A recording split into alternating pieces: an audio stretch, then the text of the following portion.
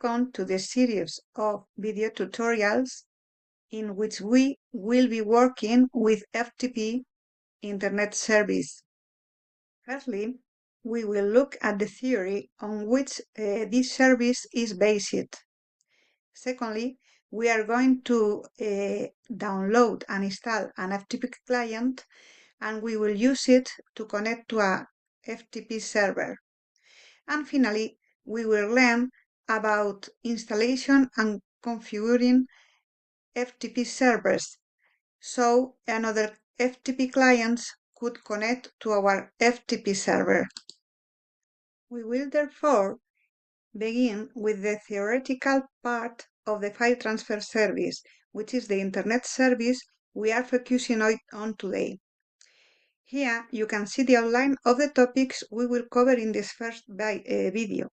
You have this presentation available, so you can review it later. What is FTP? What does it stand for? FTP is an acronym for File Transfer Protocol. This Internet service is used to send large files. You have surely experienced difficulty on many occasions when trying to send files of a considerable size to other people. For example, email services are very limited in this respect. Sometimes files can be shared via cloud storage services, but there is also this mechanism to allow files to be placed in a directory on another computer that is connected on ours via network or the internet. This service is implemented as Internet service usually are, using a client-server architecture. One of the advantages of this service is that the file transfers are carried out at a high speed. Where we will use it? We will use it, for example, to deploy websites, as we will check in the next video. What do we need to understand in order to follow everything we have explained? We need to know what a protocol is, what an internet service is, and what a client-server architecture is. Let's see it.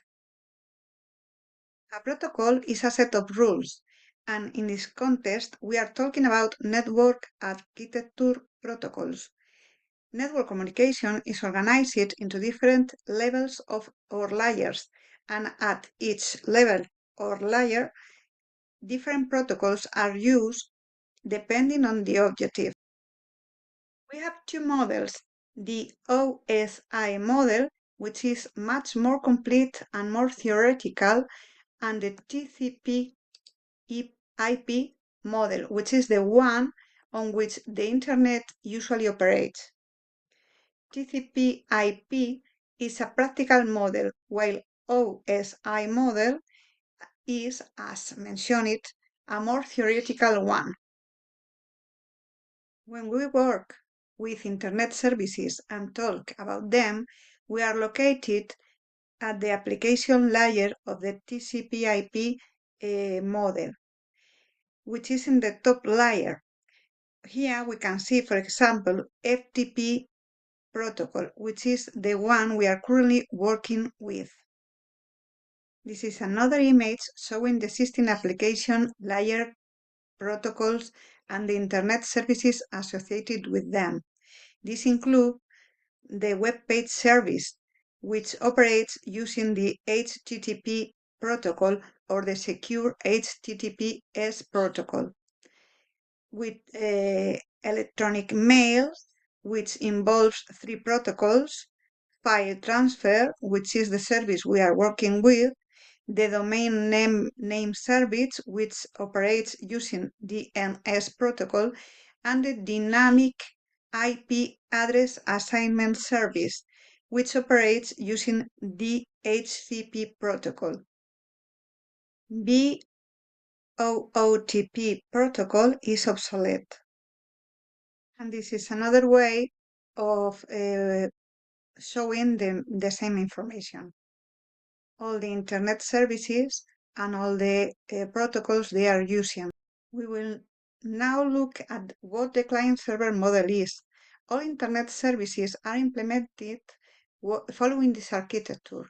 In this architecture, clients make requests to servers via the network or the internet, and servers return responsive to clients. We will now finally focus on the specific FTP Internet Service, which, as mentioned, is used for file transfer. In order to implement a client-server architecture, we need, on the one hand, a computer acting as a server, and on the other hand, one acting as a client. To establish a connection between the client and the server, it is not only necessary to define the protocol, but also the port over which the communication will be established. The FTP Internet Service operates on ports 20 and 21. Port 21 manages the connection. It is the control port, while port 20 is used to transmit the data, that is, the port through which file is transferred. In FTP Internet Service, we also have security protocols. The same basic communication protocol is always implemented with encryption mechanisms in order to maintain secure communications. There are some here.